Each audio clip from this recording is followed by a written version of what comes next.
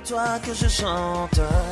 Toi qui l'as tant mérité. Juste une mélodie pour donner l'espoir à tous ceux qui se retrouvent sans toi, en criant vers le ciel, que nous entend.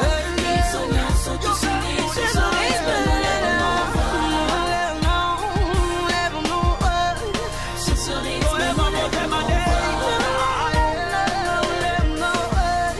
sur ce rythme, nous lèvons.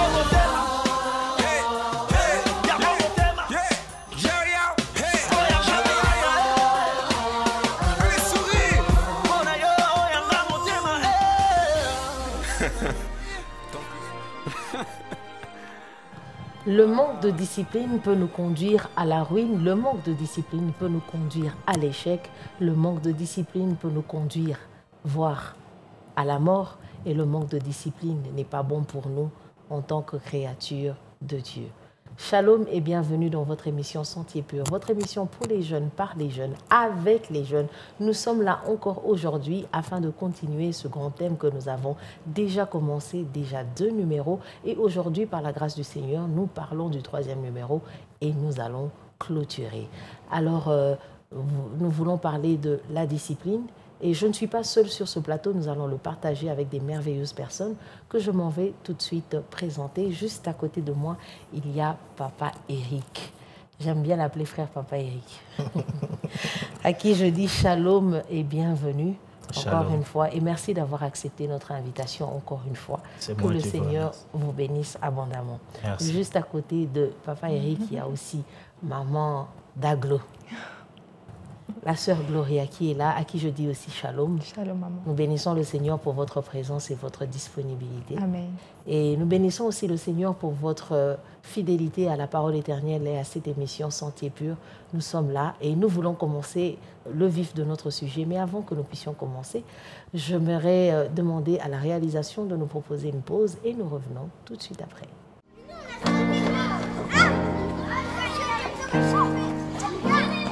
Nous voulons commencer. Déjà, nous avons déjà commencé, nous avons parlé, Papa Eric, je m'adresse à vous, nous avons déjà parlé tellement de la discipline qu'aujourd'hui nous voulons clore, mais nous n'allons pas clore comme ça, nous voulons quand même comprendre une chose, parce que nous avons tellement parlé de la discipline, qu'on aimerait aussi un tout petit peu parler de l'indiscipline. Alors, pensez-vous que le manque de discipline, qui est l'indiscipline bien sûr, nous éloigne de la faveur de Dieu et nous conduit à vivre des échecs? Quand je dis vivre des échecs, c'est par rapport à... il n'y a pas que les enfants de Dieu qui peuvent être indisciplinés. Hein. Il y a aussi, toute créature peut être indisciplinée dans son domaine. Alors vous pensez que ça peut aussi être une source d'échec dans la vie de ceux qui sont indisciplinés? Merci beaucoup, ma soeur Kat. L'indiscipline, bien sûr, c'est tout à fait le contraire de la discipline. S'il faut faire un petit pas en arrière, nous pouvons dire que la discipline, c'est cet ensemble de lignes-là. On se fixe des lignes, on se fixe des limites parce qu'on a un objectif à atteindre. Alors, lorsque vous vous fixez des objectifs et que vous n'arrivez pas, ça veut dire qu'il y a de l'indiscipline. Or, les objectifs que nous nous fixons, c'est pour notre bien-être. Les objectifs que nous nous fixons, c'est pour que nous puissions réussir. Mais par manque de la discipline, lorsque nous sommes indisciplinés, nous n'allons pas arriver à jouir des faveurs que nous réservent les lignes que nous nous sommes fixées. Ça veut dire, je peux entrer dans la question et dire directement que si on n'est pas discipliné et on manifeste de l'indiscipline, c'est fort possible qu'on puisse échouer dans ce qu'on fait.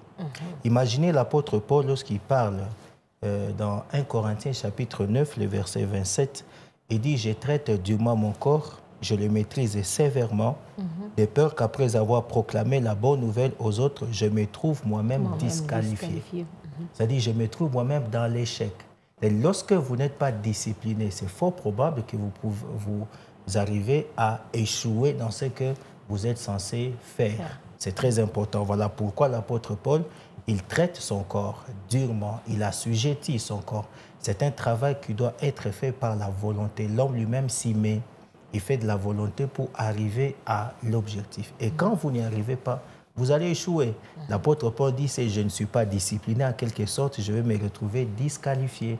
C'est-à-dire, même dans la vie de chaque jour, s'il n'y a pas de discipline, nous serons disqualifiés, nous allons échouer et cela va nous conduire même à la mort. Voilà ce qu'on peut dire en quelques termes. Mais papa Eric, puisque vous êtes en train de parler de conduire à la mort, il y a quelque chose qui trotte un peu dans mon esprit. Je sais que vous serez en mesure de répondre à ça. Quand les gens sont indisciplinés sur la route, est-ce que c'est aussi la cause des accidents ou pas? Absolument, c'est aussi la cause des accidents. Quand on est indiscipliné, imaginez vous êtes chauffeur, vous conduisez en parlant au téléphone, c'est de l'indiscipline. Okay. Vous conduisez, vous n'avez pas des ceintures de sécurité, c'est de l'indiscipline. Vous conduisez, vous ne tenez pas compte de votre rétroviseur, c'est de l'indiscipline. Okay. Vous conduisez, vous ne tenez pas compte de la distance qui vous sépare avec le véhicule qui est devant vous. C'est également de l'indiscipline. Vous pouvez faire un accident comme ça parce que vous n'avez pas été discipliné et c'est très dangereux. C'est-à-dire quand on est sur la route, on doit savoir se tenir.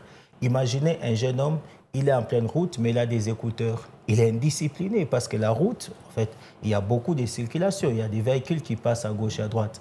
Et quand vous avez vos écouteurs, vous êtes concentré parce que vous êtes en train de suivre. Ça aussi, c'est un aspect d'indiscipline. Il faut être discipliné. Je sais que quand je suis dans la route, j'enlève mes écouteurs. Quand je conduis, je dois prendre des dispositions sécuritaires pour éviter de tomber. Merci beaucoup.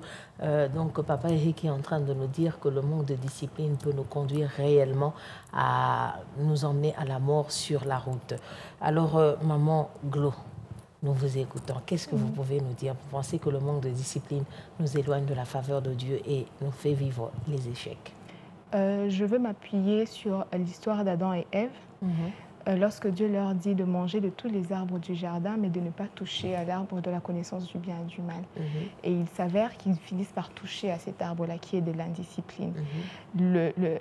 Qu'est-ce qui est arrivé après? C'est qu'ils se sont éloignés de Dieu. Donc absolument, lorsque on manifeste de l'indiscipline dans notre vie, ça nous éloigne de Dieu.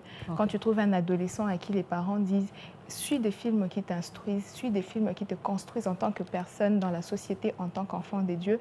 Et cet enfant qui va dans sa chambre, qui se cache et qui suit des vidéos obscènes. Et après, dans la réunion des jeunes, l'enfant va dire « Seigneur, je veux une autre dimension de toi. Seigneur, je vais t'expérimenter autrement. » Comment est-ce que tu veux expérimenter Dieu autrement lorsque tes yeux sont ouverts à des choses qui ne construisent pas ton âme? Mais tu passes ton temps libre, tout ce que tu as comme temps, en train de construire ce qui ne te construit pas en tant qu'enfant des dieux. Donc, dans ce cadre-là, oui, l'indiscipline nous éloigne certainement des dieux. Est-ce que ça nous conduit à l'échec? Absolument. Là, je m'appuie sur Josué 1:8, où on dit que cette parole ne s'éloigne pas de ta bouche. Médite-la jour et nuit. C'est ainsi que tu auras du succès dans tes entreprises. C'est ainsi que tu réussiras. Donc, il y a cette discipline-là de méditer. Le travail qu'il faut faire, quel que soit le domaine. Là, ça s'applique plus sur les enfants des dieux, qu'il faut méditer la parole des dieux. On n'a pas dit de lire, mais de méditer. Ça veut dire étudier, faire un travail profond sur la parole des dieux. Ça te permet de découvrir la parole, de découvrir Dieu, afin de mener une vie selon sa parole. Ensuite, il y a la notion de temps, jour et nuit.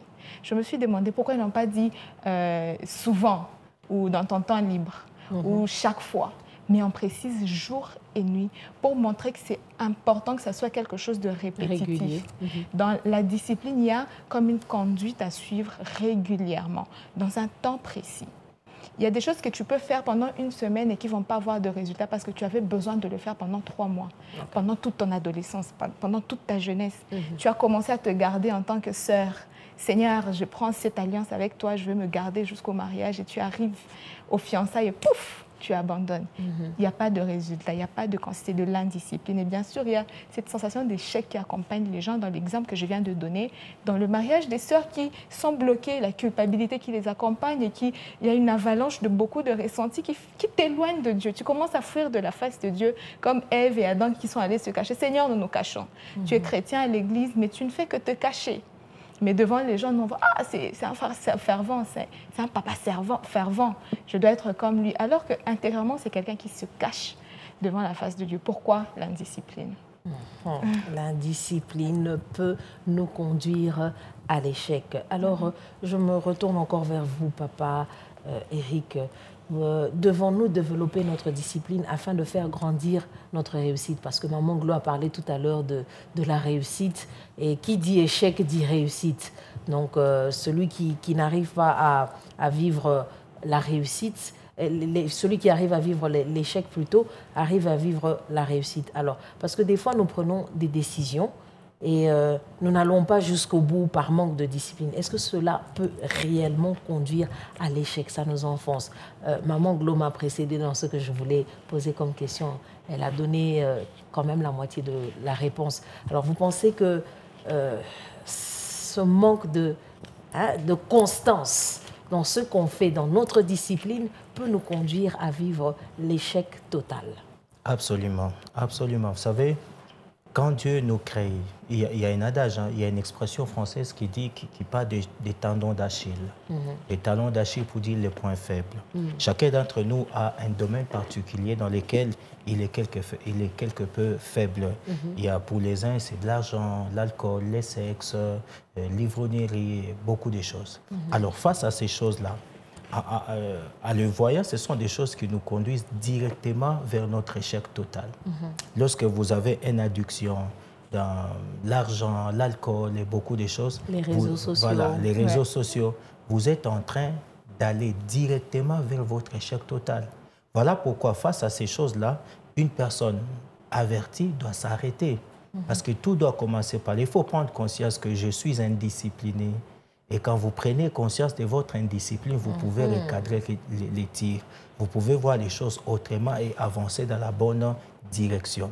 Parce que toutes ces choses-là, on a une addiction, on aime l'argent, on aime les sexes. Vous êtes encore adolescent. Papa sait que mon fils est adolescent, de sur quoi il est célibataire. Mais hélas, le fils, il est déjà marié. C'est de l'indiscipline. Et ces choses-là, ça conduit les jeunes gens vers l'échec total. Alors, pour sortir de cela, il faut d'abord commencer par prendre conscience que le chemin que j'ai emprunté n'est pas bon, il faut que je change. Pareil avec le fils prodigue. Lorsqu'il s'est rendu compte que la direction qu'il avait prise n'était pas bonne, voilà, il est rentré vers son père et la communion avait été rétablie. C'est-à-dire, nous demandons aux jeunes gens, c'est vrai que vous pouvez avoir un point faible quelque part. Identifiez ces points faibles-là, et travailler dessus. Et puis travailler dessus. Mettez des lignes pour ne plus tomber encore dans ces mêmes choses-là. Vous allez voir qu'en y apportant un peu de volonté, vous allez arriver. Lorsque l'apôtre Paul, le passage que je venais de donner tantôt, il dit « Je traite durement mon corps ». C'est-à-dire, c'est une action volontaire et personnelle. J'y apporte ma volonté parce que si je veux être discipliné, c'est vrai que le Seigneur va m'aider, mais il y a la part que moi je veux faire.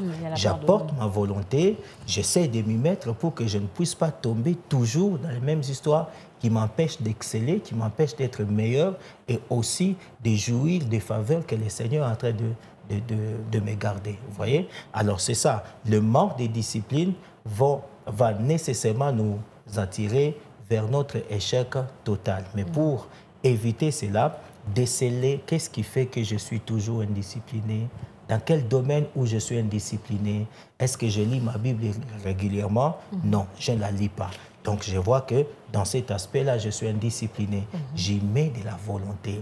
Désormais, je vais commencer à lire ma Bible. Est-ce que c'est ma vie de prière? Je vous dis par exemple, quelqu'un qui prend rendez-vous avec son Dieu, un jeune homme, il dit, moi, je vais prier chaque jour de 4 heures du matin à 5 heures. Ça, c'est ça, son rendez-vous avec son Dieu. Mais au lieu de prier de 4 heures à 5 heures, il fait de 5 heures à 6 heures. Il n'est pas indiscipliné. Il n'est pas discipliné, cette personne. Voilà. Même si elle a fait, et même si cette personne a fait 60 minutes, il n'y a pas de discipline. Parce que la discipline voudrait qu'il parte de 4 heures à 5 heures, mais le fait qu'il parte, lui, de 5 heures à 6 heures, il n'y a pas de discipline. Il doit changer. Il doit se rendre compte que les rendez-vous, c'était à 4 heures, pas à 5 heures. Alors, il faut déceler cela et avancer dans la bonne direction. C'est une histoire de décèlement. Il faut déceler afin de découvrir et prendre les bonnes décisions. Voilà. Nous bénissons le Seigneur. Merci, Papa Eric. Alors, Maman Glo, qu'est-ce que vous dites? Est-ce que vous pensez que le fait de ne pas prendre tout le temps des décisions, c'est ça qui nous conduit à vivre l'échec total? Bon, le fait de ne pas prendre tout le temps des bonnes décisions, si ça nous conduit à l'échec total. En ce qui concerne la discipline, bien sûr. En ce qui concerne la discipline. Je vais m'appuyer sur Psaume, le premier chapitre, où on parle « Heureux l'homme » qui n'est pas en compagnie des méchants. Je saute, je vais au deuxième verset où on dit qu'il trouve son plaisir dans la loi du Seigneur, qu'il la médite jour et nuit. D'accord? Je vais lire ça pour ne pas dire n'importe quoi. Il est comme un arbre planté près d'un courant d'eau qui donne son fruit en sa saison et dont le feuillage ne se flétrit point. tout ce qu'il fait lui réussit. Donc, on voit là que je vais plus parler aux jeunes en leur disant que celui qui réussit, c'est celui qui trouve d'abord son plaisir dans la loi du Seigneur. Une discipline qui n'a pas comme sous-bassement la loi du Seigneur, c'est une discipline qui ne donne pas de résultats. Là, forcément, on est en train de parler aux jeunes qui prennent des décisions et ils se rendent compte que la discipline que j'ai prise ne me donne pas des résultats et qui, à chaque fois, continuent à refaire des erreurs. Qui se trouvent que, OK, j'ai fait comme ils ont dit, mais ça ne marche pas. J'ai pris cette discipline, mais moi, ça n'aboutit pas. Et du coup, on commence à se poser des questions. C'est là que je vais emmener ces jeunes à revenir aux bases.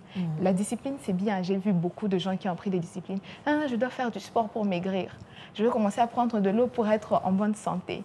Mais au bout d'un mois, au bout de 2 mois, ils arrêtent et il n'y a pas eu de résultats. C'est quoi le fondement de tout ça? Est-ce que Dieu trouve sa gloire dans tout ça? Je vais parler même à un païen, quelqu'un qui ne croit pas au Seigneur et qui est en train de courir derrière des choses. Cette vie, on ne fait que courir derrière le mariage. Je dois finir les études, je dois me marier, je dois construire. Et des gens qui se trouvent au soir de leur vie, ils ont eu tout ça, mais ils ne sont pas heureux. À quoi va nous mener cette discipline si à la fin on n'est pas heureux, si on ne se sent pas en paix avec notre Seigneur? Donc, au-delà de la discipline, pour ne pas tomber d'échec en échec, il faut se baser sur Christ, trouver son plaisir dans la loi du Seigneur.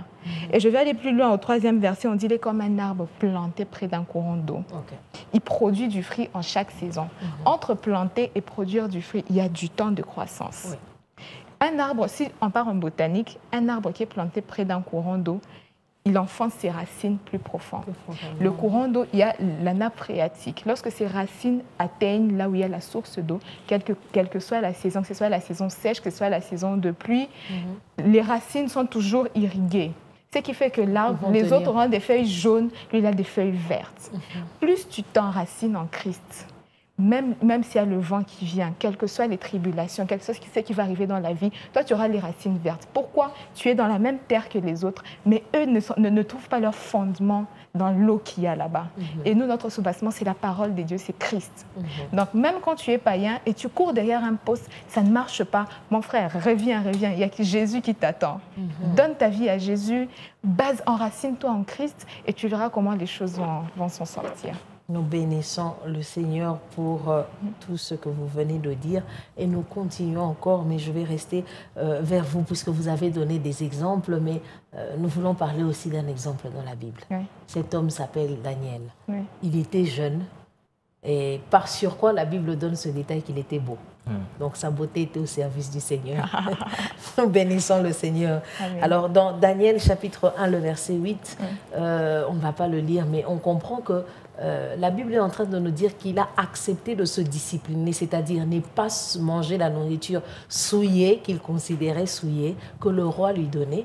Et nous voyons qu'après, il a eu une bonne mine. Alors, vous pensez que c'est possible de nos jours, en tant que jeunes chrétiens, qui travaillons dans des milieux comme la politique, dans des milieux comme séculiers où on est à la banque, par exemple, on est dans des endroits, de se discipliner de la sorte dans les milieux séculiers, comme Daniel a été discipliné. Parce que c'était un enfant de Dieu, il était dans un milieu séculier. Il travaillait avec le roi, il aurait pu dire, bon, comme c'est le roi, je vais faire semblant, je n'ai pas le droit de tenir tête. Parce que qu'on se le dise, si le président de la République vient et nous demande de faire quelque chose, je pense qu'on va le faire.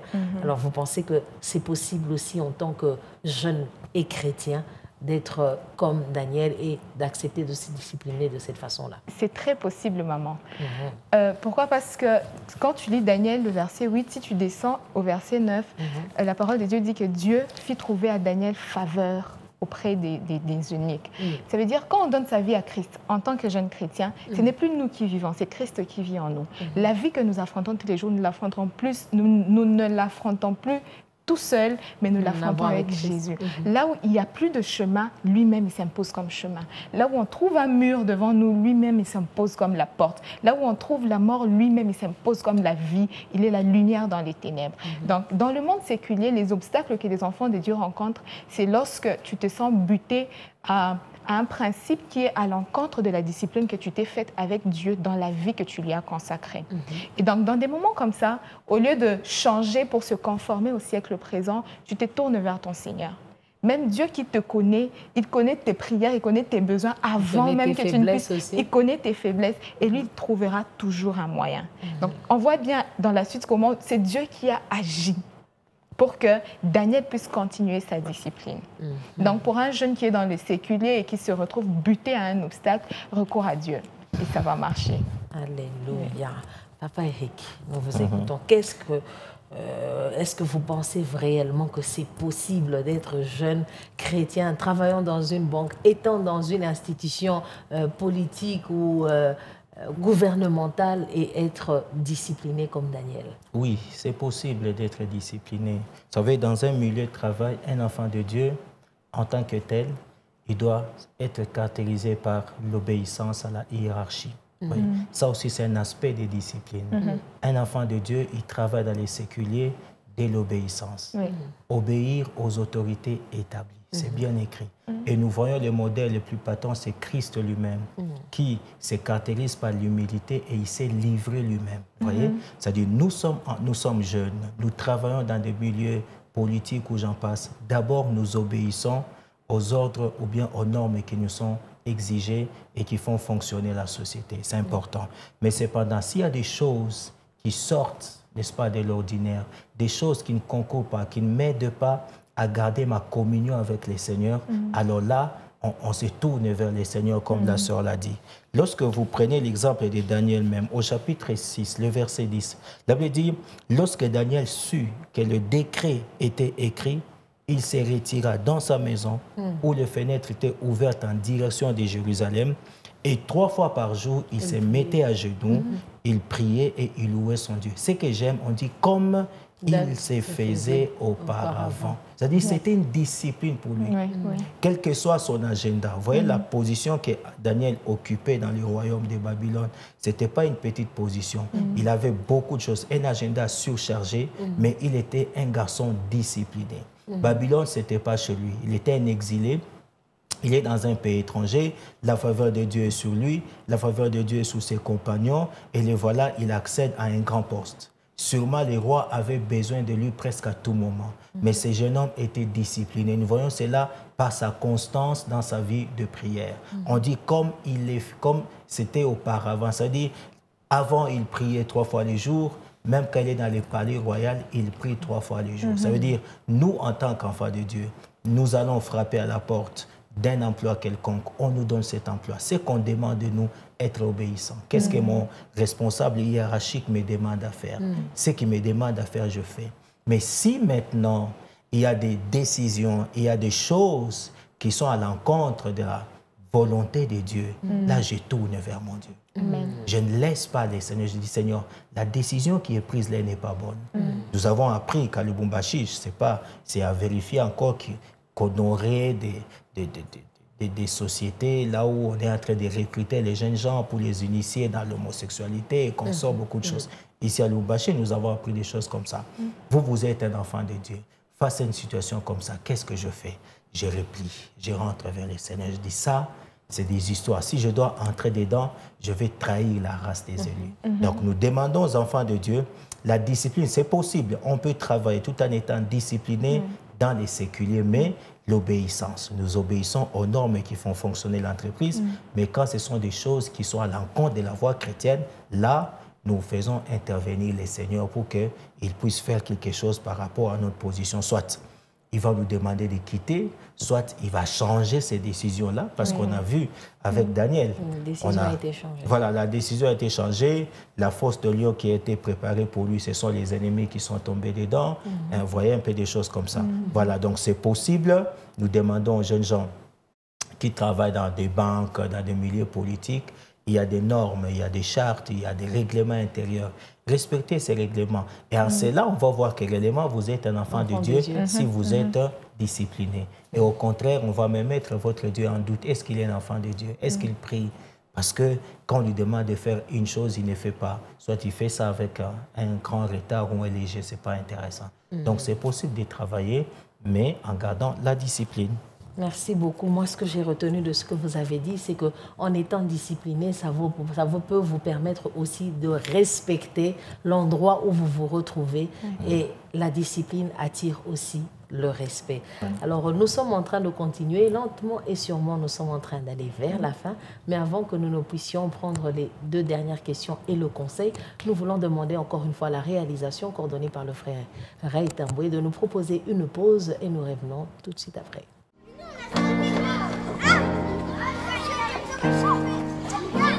De retour sur ce plateau, peut-être que vous nous prenez en cours, nous sommes en train de parler de la discipline, mais nous avons un sous-thème aujourd'hui. Nous nous attelons sur l'indiscipline parce que l'indiscipline nous conduit à la ruine et à l'échec. Alors nous continuons. Tout à l'heure, j'avais posé la question à papa Eric et je vais rester vers lui pour lui demander, pour une vie disciplinée, il y a certainement des secrets, hein? Parce que qui dit vie disciplinée dit aussi il y a des choses qu'on fait et ce sont des secrets qu'on peut transmettre aux gens et leur dire non, vous voyez, moi si je suis arrivé à tel endroit, à telle position, c'est parce que j'ai dû faire telle chose. Alors est-ce que vous pouvez nous en citer quelques-uns qui permettra à ceux qui sont en train de nous suivre d'expérimenter réellement la réussite due à la discipline dans la vie? Les secrets, il y en a beaucoup. Hein. On va prendre quelques-uns. Je veux dire, pour être discipliné, la première des choses, il faut avoir une pratique répétée. C'est-à-dire, il y a quelque chose à laquelle je m'attends, mais ça n'arrive pas. Il faut la pratiquer. C'est-à-dire, prenons un exemple de la vie de prière. Si vous voulez devenir un homme de prière, il faut mettre de la discipline. Il faut prier régulièrement. Ça veut dire, vous avez votre agenda de la journée. Vous savez que de telle heure à telle heure, je dois être dans la prière. Ça veut dire pratiquer ce que vous voulez devenir. Pratiquer l'objectif que vous voulez atteindre. Ça, c'est le premier secret. Vous voyez? C'est-à-dire chaque fois vous travaillez, que vous soyez d'humeur ou pas. Imaginez que vous dites, vous allez prier à 4 h du matin. 4 h du matin, généralement, le sommeil, c'est bon. C'est difficile de quitter le lit. Si vous n'êtes pas discipliné, vous n'allez pas quitter. Alors, ça veut dire, par rapport à votre humeur, ça ne va pas. Mais parce que vous vous êtes assigné cet objectif-là, vous vous levez et vous commencez à prier. C'est vrai qu'au début, avec le sommeil, et puis vous allez voir que petit à petit, le sommeil se dissipe. C'est-à-dire pratiquer régulièrement l'objectif pour lequel vous voulez être discipliné.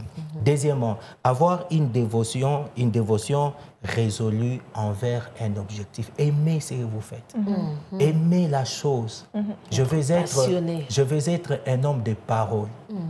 Vous voulez travailler au ministère de la parole, vous ne lisez pas les Écritures, ça ne passe pas. C'est-à-dire il faut aimer la Bible. La lire et la lire, la lire. J'ai aimé une fois une des interventions du pasteur Jacques Verneau. Il a posé la question à un rabbin, pourquoi tu t'es fait rabbin? De lui, dans sa tête, il attendait que les rabbins lui disent, je voudrais être connu des Juifs. Non, non.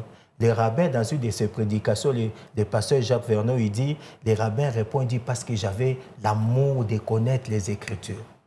Voilà, j'aime connaître les Écritures, j'aime connaître Dieu. C'est pourquoi je me suis fait un rabbin. Vous voyez, avoir une dévotion résolue vers un objectif. Je veux devenir un homme de parole, un homme qui travaille au ministère de la parole. Aimer les Écritures, lisez la Bible, méditez sur les Écritures et puis faire aussi l'apprentissage constant, n'est-ce pas? Vous êtes tenté d'apprendre. Restez, par exemple, vous avez faim. Quand vous jeûnez, par exemple, vous êtes en train de jeûner et puis vous avez faim. Mais vous restez sur place. J'ai faim, mais il y a l'odeur qui passe. L'esprit qui me dit, va quand même manger, ça ne fait rien. Tu vas encore répondre, mais tu restes. Je dis, j'ai faim, c'est vrai, mais je dis qu'aujourd'hui, je jeûne. Même s'il y a l'odeur, je reste. Ce sont les secrets qui nous permettent d'être disciplinés. Et puis, tenez ces bonnes habitudes-là. Je tiens, je m'accroche. Je sais que chaque jour, de 4 h à 6 h, je suis dans la présence de Dieu. De 6 h à 7 h, je médite sur les Écritures et puis la journée peut commencer. Et quand ces choses-là sont de plus en plus répétées, on dit l'habitude devient une seconde nature. Quand ça devient une seconde nature, vous allez voir que ça ne sera plus difficile pour vous de vous lever à 4 h du matin parce que c'est déjà dans le sang, comme on dit dans les jardins. Le cerveau a enregistré 4 pans. Vous êtes debout, vous allez prier. À 6 h, vous avez votre Bible, vous pouvez méditer jusqu'à 7 h. Et puis la journée commence. Vous voyez, c'est ça. Donc nous demandons la pratique répétée. Deuxièmement, avoir une dévotion résolue envers l'objectif que vous assignez. Troisièmement, apprendre constamment, n'est-ce pas? Et puis quatrièmement, on peut dire faire attention. Ça veut dire tenez vos habitudes. Ce sont là les quelques secrets que je peux donner. Et toutes ces choses-là, il faut s'appuyer sur le Seigneur. Parce que la Bible déclare que c'est Dieu qui crée en nous le vouloir et le faire. C'est-à-dire, je vais devenir cela, je présente ça devant Dieu. Je dis à Dieu, aide-moi à être un homme de prière, un homme qui médite sur la parole, un homme qui répète les bonnes habitudes qui vont m'aider à être discipliné et aussi à réussir dans ma mission. Parce que nous avons chacun de nous une mission que Dieu nous a confiée. Cette année, nous parlons des dispensations des grâces. En tant que dispensateur des grâces, nous devons être disciplinés. Nous devons être à l'écoute du roi pour savoir quoi transmettre comme grâce à ceux-là qui sont en train de nous suivre. Nous bénissons le Seigneur. Maman Glo, nous vous écoutons. Oui, alors que vous avez posé la question, il y a une phrase d'un pasteur qui me bénit beaucoup, qui m'est revenue en tête, où il me disait, Sœur Gloria, les ouvriers les plus disciplinés sont ceux qui sont constants et consistants dans l'œuvre de Dieu. Pour dire qu'une vie disciplinée, pour réussir une vie disciplinée, il faut être constant et consistant. Si je reviens dans Josué 1:8, où on parle de méditer la parole de Dieu et où on revient sur la notion de jour et nuit, méditer, c'est là qu'on parlerait de consistance. Aller en profondeur des choses. Ne soyez pas des personnes superficielles. Parce que ceux qui arrivent au résultat sont ceux qui tapent comme un marteau sur un clou. Pour que le clou entre, il faut taper plusieurs fois. Quand tu tapes pas bien, tu t'écognes les doigts, il y a le clou qui va se tordre, mais il ne faut pas t'arrêter là. Ok, arrache ça, prends un autre et vas-y, tape encore. La consistance. Après, il y a la constance. La constance, c'est le fait, tu vas voir un frère qui est là chaque jour à 13h juste, alors que le culte est à 15h. Pour un objectif, bien sûr, mais il est là tous les jours. C'est pas que cette semaine, il est là à 13h, l'autre semaine, il est là à 14h, après, il est là à 15h. Mais il y a cette consistance et cette constance qui vont ensemble dans l'œuvre de Dieu et on voit des résultats sortir de ce qu'il est en train de faire. Donc, pour moi, c'est un des secrets pour une vie disciplinée. Nous bénissons le Seigneur pour tout ce que vous avez dit, mais moi, j'aimerais quand même rajouter ceci. J'avais un prof d'anglais qui me disait toujours « practice, practice ». Practice. Et il me disait ça et je me disais, mais pourquoi tout le temps il me rappelait practice? Parce que l'habitude, la constance, plus tu pratiques, plus tu le fais, plus tu arrives à un résultat. Et aujourd'hui, je bénis le Seigneur parce que ça m'aide. Et j'arrive quand même à m'exprimer en anglais. Donc, c'est un exemple terre à terre. Mais cette discipline de pratiquer m'a permis de vivre des choses. Alors, je me tourne vers vous, Papa Eric. Nous n'avons plus beaucoup de temps. Pour donner un conseil à ceux qui sont en train de nous suivre, qu'est-ce que vous pouvez leur donner comme conseil en 1 minute? Et puis Maman Glo aussi va prendre 1 minute et ainsi nous allons clôturer. En 1 minute. J'aime l'apôtre Paul quand il parle dans 1 Corinthiens 10:12. Il dit que celui qui est debout prenne garde de tomber. Ça, ce sont les principes de la discipline. Nous invitons les jeunes gens qui sont déjà bien disciplinés de prendre garde des craintes de tomber. C'est très important. Si, bien-aimés frères et sœurs jeunes, vous avez pris la discipline de servir Dieu, de craindre Dieu, de lire les Écritures, de prier, de faire des choses pour le Seigneur, prenez garde. Ça veut dire, mettez de côté tout ce qui peut vous faire tomber. Mettez ça de côté. Ne fréquentez pas les milieux qui n'est pas propres aux enfants de Dieu, par exemple. Parce que c'est malsain de trouver un enfant de Dieu, il a des amis païens. Ça n'existe pas. Moi, je dis toujours aux gens, qu'est-ce qui se passe? De quoi vous allez parler? Et ils sont païens. Ils vont dire, vous êtes chrétiens. Non. Soit vous allez vers eux, vous leur annoncez l'évangile. S'ils croient, maintenant vous les gagnez, ils viennent chez vous. Mais s'ils ne croient pas, mais on laisse. C'est ça, il n'y a pas de rapport entre la lumière et les ténèbres. Que celui qui est debout, qu'il prenne garde de tomber. Chers frères et sœurs jeunes qui nous suivez, tenez fort, soyez disciplinés dans la marche avec le Seigneur. Ne tombez pas par quoi que ce soit. Comptez sur le Seigneur et appelez-le. Il est là pour vous secourir et ensemble, nous allons réussir et être des grands hommes et des grandes femmes de Dieu, si les termes existent, bien sûr. Voilà. Nous bénissons le Seigneur. C'est un problème de résultat, comme je l'ai dit dans les autres émissions. Ezali Kamboa résultat. Maman Glo, nous vous écoutons. Le conseil. J'aimerais dire à un jeune une phrase que j'ai entendue d'une servante des dieux, chantre à Hillsong, qui disait « Ne courez pas, arrêtez de courir derrière vos rêves, courez derrière Jésus ». Je suis restée mijotée sur cette phrase et j'ai compris. À chaque fois qu'on court derrière nos rêves, on se bute à des obstacles. Mais quand on court derrière Jésus, lui qui est le chemin, il nous conduit vers la réussite et la réalisation de nos projets. Donc, un jeune aujourd'hui apprenne à serrer Jésus. Que ta discipline basique soit d'avoir Jésus dans ta vie, de marcher selon la parole de Dieu, de méditer la parole de Dieu jour et nuit, et il va te conduire vers les disciplines qu'il faut pour arriver à tes projets. Amen. Nous bénissons le Seigneur. Merci à vous, Papa Eric. C'est moi qui vous frère, remercie. Papa Eric. C'est moi qui vous Merci, remercie. sœur Maman Daglo. Merci, Maman Nous Pamela. bénissons le Seigneur pour vous qui êtes des grâces et parce que vous bénissez réellement la jeunesse. Amen. Nous bénissons Dieu et nous prions que Dieu continue à vous inspirer et à vous donner les phrases et les mots qu'il faut. Amen. Nous sommes arrivés à la fin de notre émission et ainsi aujourd'hui, par la grâce du Seigneur, nous mettons un point final à ce grand thème que nous avons commencé qui est la discipline. Alors d'ici là, portez-vous bien et je vous dis shalom, que le Seigneur vous bénisse et rendez-vous à très bientôt. Ciao, ciao.